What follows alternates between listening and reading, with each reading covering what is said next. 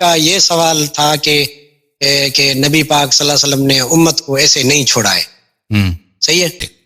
تو کہنے کا مقصد ہے میرے بھائی کہ دیکھیں کہ رسول پاک صلی اللہ علیہ وآلہ وسلم جب ایک جنگ کے لیے بھیجا تھا تو اس میں بیان کیا تھا کہ سب سے پہلے زید ابن حارثہ، ان کے بعد جناب جعفر طیار، اور ان کے بعد عبداللہ ابن رواحہ. 3 مرحلے تک انہوں نے کمانڈز کی، انہوں نے معین کیا تھا کہ اگر ایک قتل ہو جائے تو کون کمانڈر ہے، دوسرا قتل ہو جائے تو کون کمانڈر ہے. اب جب رسول پاک صلی اللہ علیہ وسلم دنیا سے ہمیشہ کے لیے جا رہے ہیں تو جیسے آپ نے کہا کہ سبزی والا جو ہے وہ اپنے سبزی کی ریڑھی جو ہوتی ہے نا اس کو بھی ویسے ہی نہیں چھوڑ کے جاتا، کسی کو وہاں پہ لگا دیتا ہے جس کو سبزی کے نرخ کا، سبزی کے ریٹ کا پتہ ہو. تو بالکل بات آپ کی صحیح ہے. بسم اللہ کریں. السلام علیکم، بات کریں بھائی.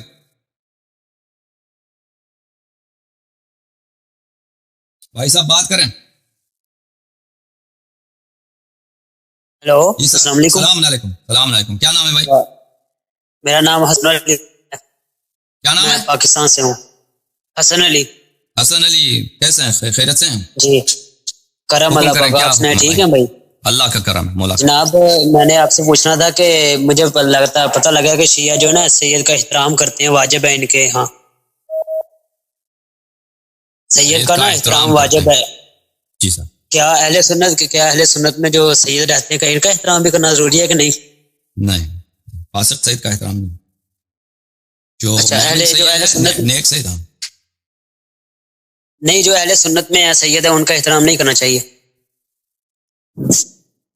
بس احترام سب کا کرنا چاہیے. بس سیادت کے لحاظ سے جو سید العقیدہ ہے اس سے نیکی کرنا، یہ اہل بیت علیہ السلام کا حکم ہے. مودت کرنا، نیکی کرنا، یہ اہل بیت علیہ السلام کا حکم ہے. جی ہاں. لیکن جو سید فاسد العقیدہ ہوتا ہے اس سے حکم نہیں ہے کہ آپ اس سے نیکی کریں یا مودت کریں.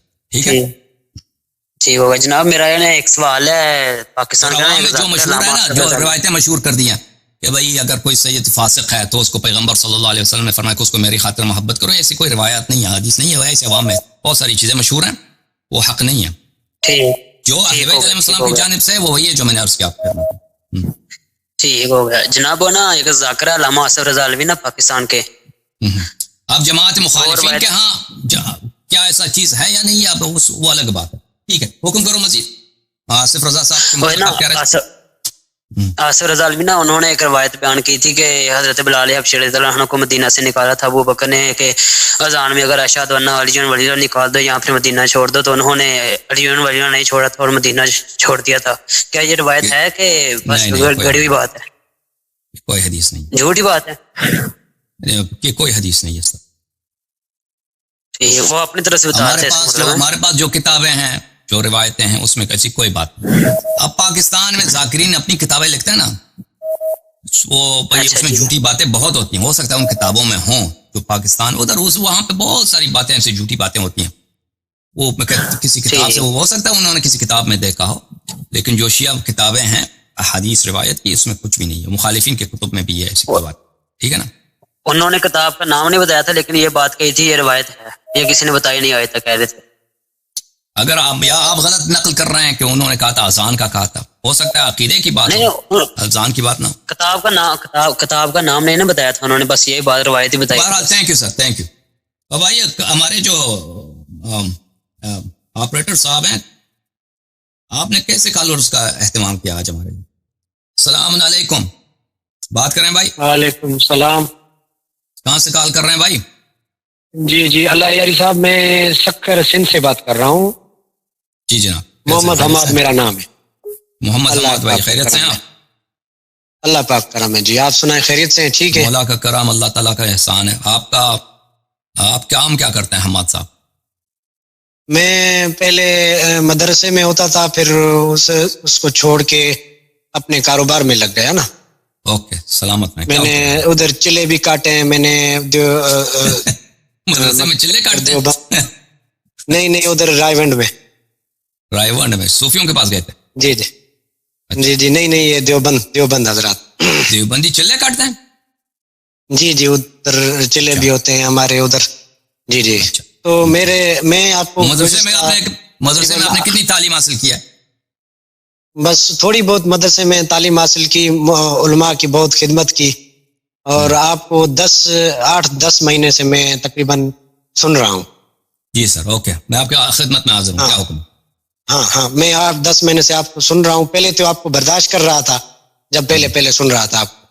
اس کے بعد جب آپ کا یہ سوال تھا کہ نبی پاک صلی اللہ علیہ وسلم نے امت کو ایسے نہیں چھوڑا ہے، صحیح ہے، تو اس سوال نے مجھے بہت بے قرار کر دیا. کیونکہ میرے ایک دوست ہیں، وہ بھی دیوبندی میرے دوست ہیں، وہ بھی میرے دوست ہیں. ان کی ایک شاپ ہے سبزی کی.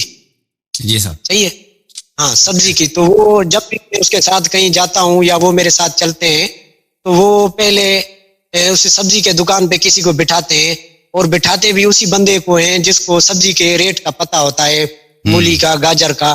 پھر چلنے ویسے جب اگر ان کو بندہ نہیں ملتا ہے تو وہ چلتے بھی نہیں ہیں. صحیح ہے، صحیح. تو بٹھاتے بھی اس کو ہیں. تو آپ کی جو باتیں میں نے سنی تو میری اسی باتوں نے نیند حرام کر دی نا، کہ نبی پاک صلی اللہ علیہ وسلم نے ایسے امت کو نہیں چھوڑا ہے. جب میرا دوست سبزی والے دکان کو ایسے نہیں چھوڑ رہا ہے تو نبی پاک نے واقعا ایسے کیسے چھوڑا ہوگا؟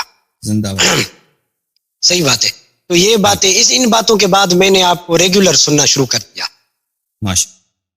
تو میں نے اپنے علماء سے رابطے کیے تو انہوں نے مجھے صرف یہی جواب دیا کہ شیعہ کے ساتھ پہلے سے یہی ان کا موقف ہوتا تھا کہ شیعہ کے ساتھ بات کرنا بھی حرام ہے، ان کو سننا بھی حرام ہے، اور ان کے ساتھ کھانا پینا اٹھنا بیٹھنا بھی حرام ہے.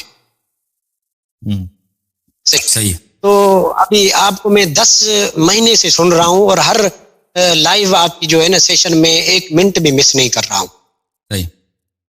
جی میں آپ کو ایک حدیث دکھاؤں، میں آپ کو ایک حدیث دکھاتا ہوں، پھر آپ نے اپنی بات جاری رکھیں.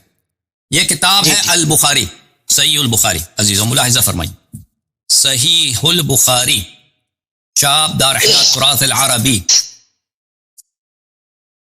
چھپی ہے یہ کتاب سنہ 2001 میں. یہاں پر ملاحظہ فرمائیے، کتاب المغازی، کتاب المغازی، یہ باب غزوۃ مؤتہ، غزوہ مؤتہ کا جو عرض شام میں، جو شام کی زمین پر ہے، مؤتہ کا سرزمین. حدیث 4261، امر رسول اللہ صلی اللہ علیہ وآلہ وسلم فی غزوۃ مؤتہ زید بن حارثہ.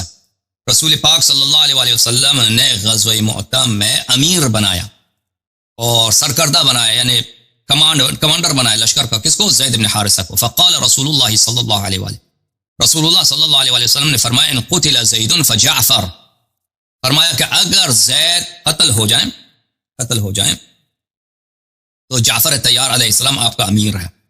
وَإِن قُتِلَ جَعْفَرٌ فَعَبْدُ اللَّهِ ابْنُ رَوَاحَةَ، اور اگر جعفر طیار علیہ السلام بھی شہید ہو جائیں تو آپ کا کمانڈر کون ہے؟ عبداللہ ابن رواحہ. اچھا. قال عبداللہ كنت فيهم في تلك الغزوة، عبداللہ ابن عمر کہتے ہیں میں اس جنگ میں تھا. فالتمسنا جعفر ابن ابی طالب فوجدناه في القتلى، ہم نے جعفر ابن ابی طالب علیہ السلام کو ڈھونڈا تو وہ شہید ہو چکے تھے. ووجدنا ما في جسدی 90 من طعنة ورمية، ہم نے دیکھا ان کے جسد مبارک پر، ہاں امیر المؤمنین علیہ السلام کا بھائی ہے، ہاں بڑا بھائی، تو بنی ہاشم کا غیرت ہے ان میں. تو ان کے جسد گرامی میں ہم نے دیکھا کہ 90 سے زیادہ زخم تھے.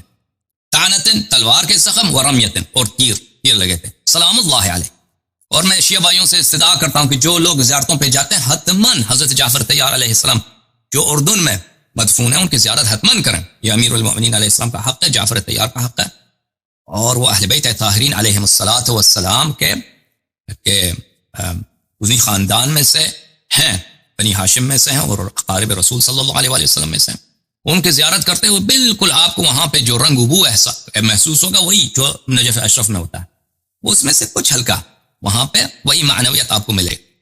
تو کہنے کا مقصد ہے میرے بھائی کہ دیکھیں کہ رسول پاک صلی اللہ علیہ وآلہ وسلم جب ایک جنگ کے لیے بھیجا تھا تو اس میں بیان کیا تھا کہ سب سے پہلے زید ابن حارثہ، ان کے بعد جناب جعفر طیار، اور ان کے بعد عبداللہ ابن رواحہ. 3 مرحلے تک انہوں نے کمانڈز کی، انہوں نے معین کیا تھا کہ اگر ایک قتل ہو جائے تو کون کمانڈر ہے، دوسرا قتل ہو جائے تو کون کمانڈر ہے. اب جب رسول پاک صلی اللہ علیہ وآلہ وسلم دنیا سے ہمیشہ کے لیے جا رہے ہیں تو جیسے آپ نے کہا کہ سبزی والا جو ہے وہ اپنے سبزی کی ریڑھی جو ہوتی ہے نا اس کو بھی ویسے نہیں چھوڑ کے جاتا، کسی کو وہاں پہ لگا دیتا ہے جس کو سبزی کے نرخ کا، سبزی کے ریٹ کا پتہ ہو. تو بالکل بات آپ کی صحیح ہے. بسم اللہ کریں.